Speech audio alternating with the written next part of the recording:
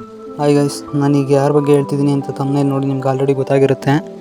ಬೇರೆ ಡೈರೆಕ್ಟರ್ಸ್ಗೆ ಇನ್ಸ್ಪಿರೇಷನ್ ಆಗಿರೋ, ಬಡತನದಲ್ಲಿ ಹುಟ್ಟಿ ಸಕ್ಸಸ್ಫುಲ್ ಡೈರೆಕ್ಟರ್ ಪ್ಲಸ್ ಆ್ಯಕ್ಟರ್ ಆಗಿರೋ, ಪರ್ಸ್ನಲ್ ಆಗಿ ನನ್ನ ಫೇವ್ರೇಟ್ ಆಗಿರೋ ಉಪೇಂದ್ರ ಅವರ ಲೈಫ್ ಸ್ಟೋರಿನ ಹೇಳ್ತಾ ಇದ್ದೀನಿ. ಹೇಳೋಕ್ಕೆ ಮುಂಚೆ ಒಂದು ರಿಕ್ವೆಸ್ಟ್ ಇದೆ, ದಯವಿಟ್ಟು ಎಲ್ಲರೂ ಈ ಚಾನಲ್ನ ಸಬ್ಸ್ಕ್ರೈಬ್ ಮಾಡ್ಕೊಳ್ಳಿ. ಅದರಿಂದ ನಾನು ಬೇರೆ ವೀಡಿಯೋಸ್ನ ಮಾಡೋಕ್ಕೆ ತುಂಬ ಇನ್ಸ್ಪೈರ್ ಆಗುತ್ತೆ. ಉಪೇಂದ್ರ ಅವರು 18 ಸೆಪ್ಟೆಂಬರ್ 1968ರಲ್ಲಿ ಬೆಂಗಳೂರು ಚಾಮರಾಜಪೇಟೆ ಸೆಂಟ್ ಮೇರಿಸ್ ಹಾಸ್ಪಿಟ್ಲಲ್ಲಿ ಹುಡ್ತಾರೆ. ಮಂಜುನಾಥ್ ರಾವ್ ಮತ್ತು ಅನುಸೂಯ ಅನ್ನೋರು ಅವರ ತಂದೆ ತಾಯಿ ಆಗಿರ್ತಾರೆ. ಮಂಜುನಾಥ್ ರಾವ್ ಅವರು ಅಡುಗೆ ಭಟ್ರಾಗಿರ್ತಾರೆ. ಹಾಗೆಯೇ ಅವ್ರ ಜೀವನ ತುಂಬ ಬಡತನದಲ್ಲಿರುತ್ತೆ. ಉಪೇಂದ್ರ ಅವರು ನರ್ಸರಿನ ಅಶೋಕ ಶಿಶು ವಿಹಾರದಲ್ಲಿ ಮಾಡ್ತಾರೆ ಮತ್ತು ಅವ್ರ ಪ್ರೈಮರಿ ಸ್ಕೂಲ್ನ ಶಾರದಾ ಶ್ರೀ ಸಮಾಜದಲ್ಲಿ ಮಾಡ್ತಾರೆ. ಅವ್ರ ಕುಟುಂಬ ತುಂಬ ಪ್ರಾಬ್ಲಮಲ್ಲಿ ಇರೋದ್ರಿಂದ ಉಪೇಂದ್ರ ಅವರು ಕಡ್ಡಿ ಪ್ಯಾಕ್ ಮತ್ತು ಪೇಪರ್ ಬ್ಯಾಗ್ನ ಮಾಡಿ ಅಂಗಡಿಗಳಿಗೆ ಕೊಟ್ಟು ಸ್ವಲ್ಪ ಹಣ ಸಂಪಾದನೆ ಮಾಡಿ ಅದನ್ನು ಕುಟುಂಬಕ್ಕೆ ಕೊಡ್ತಾ ಇರ್ತಾರೆ. ಹಾಗೆಯೇ ಅವ್ರಿಗೆ ಹಾಕೊಳ್ಳೋಕ್ಕೆ ಬಟ್ಟೆಗೂ ತುಂಬ ಕಷ್ಟ ಇರೋದ್ರಿಂದ ಬೇರೆಯವರು ಹಾಕಿ ಕೊಟ್ಟಿರುವಂಥ ಬಟ್ಟೆಗಳನ್ನ ಇವರು ಯೂಸ್ ಮಾಡ್ತಿರ್ತಾರೆ. ಹಾಗೆಯೇ ಅವ್ರ ತಂದೆ ದೇವಸ್ಥಾನದಿಂದ ಊಟ ತಂದು ಕೊಡೋದನ್ನ ಊಟ ಮಾಡಿಕೊಂಡು ಸ್ಕೂಲ್ಗೆ ಹೋಗ್ತಿರ್ತಾರೆ. ಒಂದು ಯೂಟ್ಯೂಬ್ ಚಾನಲಲ್ಲಿ ಆಗಿನ ಟೈಮಲ್ಲಿ ನಿಮ್ಮ ಕನಸು ಏನಾಗಿತ್ತು ಅಂತ ಇಂಟರ್ವ್ಯೂ ಅವ್ರನ್ನ ಕೇಳ್ತಾರೆ. ಅದಕ್ಕೆ ಉಪೇಂದ್ರ ನಾನೊಂದು ಚೆನ್ನಾಗಿರುವಂಥ ಚಪ್ಪಲಿ ತಗೊಳ್ಳೋದೇ ನನ್ನ ಕನಸಾಗಿತ್ತು ಆವಾಗಿನ ಟೈಮು ಅಂತ ಸ್ವತಃ ಉಪೇಂದ್ರ ಅವರೇ ಹೇಳ್ತಾರೆ. ಕಾಲೇಜ್ ಟೈಮಲ್ಲಿ ಫ್ರೆಂಡ್ಸ್ ಜೊತೆ ಸೇರಿ ಒಂದು ಡ್ರಾಮಾ ಟೀಮ್ನ ಮಾಡ್ಕೊಂಡಿರ್ತಾರೆ. ಫಂಕ್ಷನ್ಗಳಿಗೆ ಹೋಗಿ ಡ್ರಾಮಾ ಮಾಡಿ ಅವ್ರು ಕೊಡೋ ದುಡ್ಡನ್ನು ಹಂಚ್ಕೊಳ್ತಿರ್ತಾರೆ. ಉಪೇಂದ್ರ ಅವ್ರಿಗೆ ಬರವಣಿಗೆ ಮತ್ತು ಡ್ರಾಮಾ ಮೇಲೆ ತುಂಬ ಇಂಟ್ರೆಸ್ಟ್ ಇರೋದ್ರಿಂದ ಫಿಲಮ್ ಇಂಡಸ್ಟ್ರಿಗೆ ಬರಬೇಕು ಅಂತ ಅಂದ್ಕೊಳ್ತಾರೆ. ಒಂದು ದಿನ ಅವ್ರ ಫ್ರೆಂಡ್ಸ್ ದೂರದ ಪರಿಚಯ ಕಾಶಿನಾಥ್ ಅವರು ಇದ್ದಾರೆ ಅಂತ ಗೊತ್ತಾಗುತ್ತೆ. ಆಗ ಇವರು ಬರೆದಿರೋ ಹಾಡು ಕಥೆಗಳನ್ನೆಲ್ಲ ರೆಕಾರ್ಡ್ ಮಾಡಿ ತಗೊಂಡೋಗಿ ಆ ಕಾಶಿನಾಥ್ ಅವ್ರಿಗೆ ಕೊಡ್ತಾರೆ.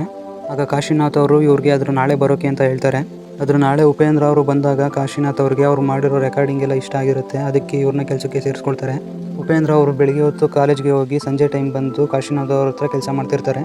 ಇವ್ರ ಕೆಲಸ ಇಷ್ಟ ಆಗಿ ಕಾಶಿನಾಥ್ ಅವರು ಇವ್ರಿಗೆ ಅನಂತನ ಅವತಾರ ಅನ್ನೋ ಚಿತ್ರದಲ್ಲಿ ಹಾಡು ಡೈಲಾಗ್ನ ಬರೆಯೋಕ್ಕೆ ಅವಕಾಶ ಕೊಡ್ತಾರೆ ಮತ್ತು ಅದರಲ್ಲೇ ಅವ್ರಿಗೊಂದು ಚಿಕ್ಕ ರೋಲ್ನ ಕೊಡ್ತಾರೆ. ಅದಾದಮೇಲೆ ಉಪೇಂದ್ರ ಅವರು 1992ರಲ್ಲಿ ತರ್ಲೆ ನನ್ನ ಮಗ ಅನ್ನೋ ಫಿಲಮ್ನ ಡೈರೆಕ್ಟ್ ಮಾಡ್ತಾರೆ. ಅದರಲ್ಲಿ ಜಗ್ಗೇಶ್ ಅವರು ಹೀರೋ ಆಗಿರ್ತಾರೆ. ಆ ಫಿಲಮ್ ಕೂಡ ತುಂಬ ಸಕ್ಸಸ್ನ ಕಾಣುತ್ತೆ. ಅದಾದಮೇಲೆ 1993ರಲ್ಲಿ ಕಾಶಿನಾಥ್ ಮತ್ತು ಕುಮಾರ್ ಗೋವಿಂದ್ ಅವ್ರ ಜೊತೆಯಲ್ಲಿ ವಿಶ್ ಅನ್ನೋ ಫಿಲಮ್ನ ಡೈರೆಕ್ಟ್ ಮಾಡ್ತಾರೆ. ಇದಾದಮೇಲೆ 1995ರಲ್ಲಿ ಪಾರ್ವತಮ್ಮ ರಾಜ್ಕುಮಾರ್ ಅವರ ಪ್ರೊಡಕ್ಷನಲ್ಲಿ ಶಿವಣ್ಣ ಅವ್ರ ಜೊತೆ ಓಂ ಫಿಲಮ್ನ ಮಾಡ್ತಾರೆ. ಈ ಫಿಲಮ್ಗೆ 1996ರಲ್ಲಿ ಬೆಸ್ಟ್ ಸ್ಕ್ರೀನ್ ಪ್ಲೇ ಕರ್ನಾಟಕ ರಾಜ್ಯ ಚಲನಚಿತ್ರ ಪ್ರಶಸ್ತಿ ಕೂಡ ಸಿಗುತ್ತೆ.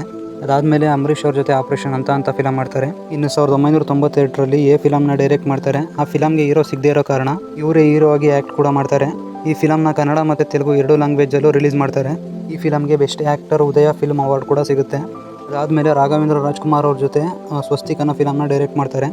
1999ರಲ್ಲಿ ಉಪೇಂದ್ರ ಅನ್ನೋ ಫಿಲಮ್ನ ಡೈರೆಕ್ಟ್ ಮಾಡ್ತಾರೆ. ಅದರಲ್ಲಿ ಇವರೇ ಹೀರೋ ಕೂಡ ಆಗಿರ್ತಾರೆ. ಅದನ್ನು ಕನ್ನಡ ಮತ್ತು ತೆಲುಗು 2 ಲ್ಯಾಂಗ್ವೇಜಲ್ಲೂ ರಿಲೀಸ್ ಮಾಡಿರ್ತಾರೆ.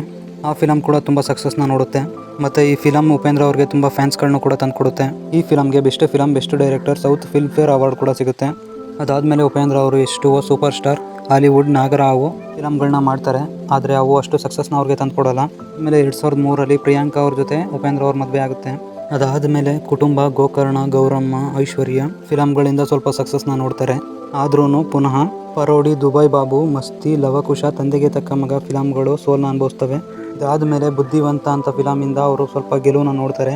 ಅದಾದಮೇಲೆ 2010ರಲ್ಲಿ ಸೂಪರ್ ಫಿಲಮ್ನ ಅವರೇ ಪುನಃ ಡೈರೆಕ್ಟ್ ಕೂಡ ಮಾಡ್ತಾರೆ. ಅದಾದಮೇಲೆ 2001ರಲ್ಲಿ ಶ್ರೀಮತಿ, 2012ರಲ್ಲಿ ಆರಕ್ಷಕ, ಗಾಡ್ ಫಾದರ್, ಕಟಾರಿ ವೀರ ಸುರಸುಂದರಂಗಿ, ಕಲ್ಪನಾ, 2013ರಲ್ಲಿ ಟೋಪಿವಾಲಾ, 2014ರಲ್ಲಿ ಸೂಪರ್ ರಂಗ ಮತ್ತು ಬ್ರಹ್ಮ, 2015ರಲ್ಲಿ ಶಿವಂ, ಉಪ್ಪಿಟ್ಟು, 2016ರಲ್ಲಿ ಕಲ್ಪನಾ ಟು ಮುಕುಂದ ಮುರಾರಿ, 2017ರಲ್ಲಿ ಉಪೇಂದ್ರ ಮತ್ತೆ ಬಾ, 2019ರಲ್ಲಿ ಐ ಲವ್ ಯು, 2022ರಲ್ಲಿ ಹೋಮ್ ಮಿನಿಸ್ಟರ್, 2023ರಲ್ಲಿ ಆರ್ ಚಂದ್ರು ಅವರು ಡೈರೆಕ್ಟ್ ಮಾಡಿರೋ ಕಬ್ಜಾ ಮೂವಿಲಿ ಹೀರೋ ಮಾಡಿದ್ದಾರೆ. ಆ ಮೂವಿಲಿ ಸುದೀಪ್ ಹಾಗೂ ಶಿವಣ್ಣ ಅವರು ಕೇಮಿಯೋ ರೋಲ್ ಮಾಡಿದ್ದಾರೆ. 2024ರಲ್ಲಿ ಅವರೇ ಡೈರೆಕ್ಟ್ ಮಾಡಿರೋ UI ಮೂವಿ ರಿಲೀಸ್ ಆಗುತ್ತೆ. 2025ರಲ್ಲಿ ರಜನಿಕಾಂತ್ ಅವರ ತಮಿಳಿನ ಕೂಲಿ ಮೂವಿನಲ್ಲಿ ಒಂದು ಕೇಮಿಯೋ ರೋಲ್ನ ಮಾಡ್ತಾರೆ. ಬರೀ ಕನ್ನಡ ಮತ್ತು ತಮಿಳ್ ಅಲ್ಲದಂತೆಯೇ ತೆಲುಗುನಲ್ಲಿ 2013ರಲ್ಲಿ ಅಲ್ಲು ಅರ್ಜುನ್ ಅವ್ರ ಜೊತೆ ಸನ್ ಆಫ್ ಸತ್ಯಮೂರ್ತಿ ಅನ್ನೋ ಮೂವಿನ ಮಾಡಿರ್ತಾರೆ. ಅವರ ಅಪ್ಕಮಿಂಗ್ಸ್ ಮೂವಿ ಬಗ್ಗೆ ಹೇಳೋದಾದರೆ ರಾಜ್ಬಿ ಶೆಟ್ಟಿ ಮತ್ತು ಶಿವಣ್ಣ ಅವ್ರ ಜೊತೆ 45 ಮೂವಿನ ಮಾಡ್ತಿದ್ದಾರೆ ಮತ್ತು ಬುದ್ಧಿವಂತ ಫಿಲಮ್ ಸೀಕ್ವೆಲ್ ಆದ ಬುದ್ಧಿವಂತ 2ನ ಮಾಡ್ತಿದ್ದಾರೆ. ಅವ್ರ ವೈವಾಹಿಕ ಜೀವನಕ್ಕೆ ಬಂದರೆ 14 ಡಿಸೆಂಬರ್ 2003ರಂದು ಪ್ರಿಯಾಂಕಾ ಅವ್ರನ್ನ ಮದುವೆ ಆಗ್ತಾರೆ. ಪ್ರಿಯಾಂಕಾ ಉಪೇಂದ್ರ ಅವರು ಕನ್ನಡ, ತೆಲುಗು ಮತ್ತು ತಮಿಳ್ ಚಿತ್ರರಂಗದಲ್ಲಿ ನಟಿಯಾಗಿ ಗುರುತಿಸ್ಕೊಂಡಿದ್ದಾರೆ. ಉಪೇಂದ್ರ ಹಾಗೂ ಪ್ರಿಯಾಂಕಾ ಉಪೇಂದ್ರ ಅವರಿಗೆ ಆಯುಷ್ ಉಪೇಂದ್ರ ಅಂತ ಒಬ್ಬ ಮಗ, ಐರಾ ಉಪೇಂದ್ರ ಅಂತ ಒಬ್ಬಳು ಮಗಳು ಇದ್ದಾಳೆ. ಬರೀ ಸಿನಿಮಾ ಅಲ್ಲದಂತೆಯೇ ಉಪೇಂದ್ರ ಅವರು ಪ್ರಜಾಕೀಯ ಪಕ್ಷನ 2017ರಲ್ಲಿ ಘೋಷಿಸ್ತಾರೆ. ಈ ಪಕ್ಷದ ಮೂಲ ತತ್ವಗಳು ಏನು ಅಂತ ಹೇಳಿದ್ರೆ, ಸರ್ಕಾರ ಮತ್ತು ವ್ಯವಸ್ಥೆಯಲ್ಲಿ ಪಾರದರ್ಶಕತೆ ಇರಬೇಕು. ಅಂದರೆ ನಾವು ಕಟ್ಟೋ ಟ್ಯಾಕ್ಸು ಎಷ್ಟಿರುತ್ತೆ ಮತ್ತು ಅದನ್ನು ಯಾವ್ಯಾವ ಥರ ಯೂಸ್ ಮಾಡ್ತಾರೆ ಅನ್ನೋದು ಜನರಿಗೆ ತಿಳಿಬೇಕು. ಮತ್ತು ಪ್ರಜೆಗಳ ಅಭಿಪ್ರಾಯಕ್ಕೆ ಮೊದಲ ಆದ್ಯತೆ ಕೊಡಬೇಕು. ಮತ್ತು ಹಣಬಲ ಮತ್ತು ದೈಹಿಕ ಬಲದ ವಿರುದ್ಧ ಹೋರಾಟವಾಗಿದೆ. ಅಂದರೆ ಚುನಾವಣೆಯಲ್ಲಿ ಹಣವಿರುವವನು ಮಾತ್ರ ನಿಲ್ಲಬೇಕು ಎನ್ನುವುದರ ವಿರುದ್ಧವಾಗಿದೆ.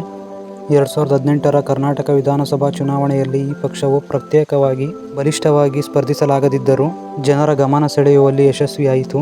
ಪ್ರಜಾಕೀಯ ಪಕ್ಷವು 2023ರ ವಿಧಾನಸಭೆ ಚುನಾವಣೆಯಲ್ಲಿ ಮತ್ತು 2024ರ ಲೋಕಸಭಾ ಚುನಾವಣೆಯಲ್ಲಿ ಸ್ಪರ್ಧಿಸಿದರೂ ಯಾವುದೇ ಸ್ಥಾನವನ್ನು ಗೆದ್ದಿರುವುದಿಲ್ಲ. ಅದಲ್ಲದೆ ಉಪೇಂದ್ರ ಮತ್ತು ಅವರ ಪತ್ನಿ ಪ್ರಿಯಾಂಕರವರು 2013ರಲ್ಲಿ ಉಪೇಂದ್ರ ಫೌಂಡೇಶನ್ ಅನ್ನು ಸ್ಥಾಪಿಸುತ್ತಾರೆ. ಇದರ ಪ್ರಮುಖ ಉದ್ದೇಶವು ಆರ್ಥಿಕವಾಗಿ ಹಿಂದುಳಿದ ಅಥವಾ ಅನಾಥ ಮಕ್ಕಳಿಗೆ ಶಿಕ್ಷಣಕ್ಕೆ ಅವಕಾಶ ಒದಗಿಸುವುದಾಗಿರುತ್ತದೆ. ಫ್ರೆಂಡ್ಸ್, ಇದು ಉಪೇಂದ್ರ ಅವರ ಲೈಫ್ ಸ್ಟೋರಿ ಆಗಿರುತ್ತೆ. ಉಪೇಂದ್ರ ಅವರ ಪ್ರಯಾಣ ಸದಾ ಪ್ರೇರಣಾದಾಯಕವಾಗಿರಲಿ. ಆರೋಗ್ಯ, ಸಂತೋಷ ಮತ್ತು ಯಶಸ್ಸು ಯಾವತ್ತೂ ಅವರ ಜೊತೆ ಇರಲಿ. ಅವರ ಚಿತ್ರಗಳು ಮತ್ತು ಸಾಮಾಜಿಕ ಕಾರ್ಯಗಳು ಜನಮನದಲ್ಲಿ ಸದಾ ನೆನಪಿಟ್ಟುಕೊಳ್ಳುವಂತಿರಲಿ ಎಂದು ಹೇಳುತ್ತಾ ಈ ವಿಡಿಯೋನ ಮುಗಿಸ್ತಾ ಇದ್ದೀನಿ. ಈ ವಿಡಿಯೋ ನಿಮಗೆ ಇಷ್ಟ ಆಗಿದ್ರೆ ಲೈಕ್ ಮಾಡಿ, ದಯವಿಟ್ಟು ಸಬ್ಸ್ಕ್ರೈಬ್ ಮಾಡಿ. ನೀವು ಮಾಡೋ ಲೈಕು ಮತ್ತು ಸಬ್ಸ್ಕ್ರೈಬು ನಾನು ಇನ್ನೊಂದು ವಿಡಿಯೋ ಮಾಡೋಕ್ಕೆ ಇನ್ಸ್ಪೈರ್ ಆಗುತ್ತೆ. Thanks for watching guys. Bye.